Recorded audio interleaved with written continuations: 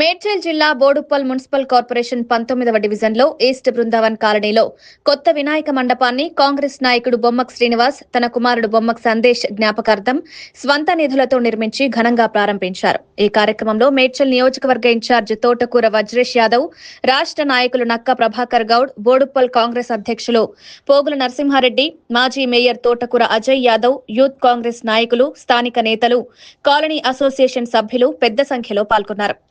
కాలనీకి సంబంధించి ఈ యొక్క కాలనీ ఏర్పడి దాదాపు 17 సంవత్సరాలు అయితే పూర్తి చేసుకుంది. ఈ 18వ మా యొక్క ఈస్ట్ బృందావన్ కాలనీ యొక్క పార్క్ స్థలంలో నూతన గణేష్ మండపాన్ని నిర్మించుకోవడం చాలా సంతోషకరం.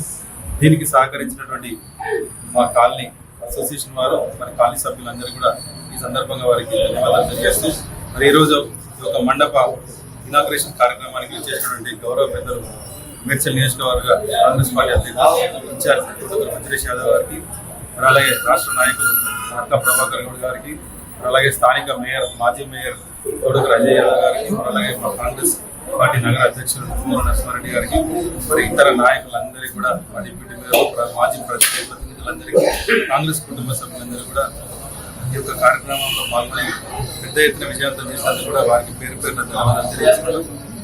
ఈరోజు ఈ యొక్క మండపాన్ని నా యొక్క కుమారుడు బొమ్మక్ సందేశ్ గారి జ్ఞాపకార్థంగా నేను ఈ యొక్క నిర్మించడం జరిగింది.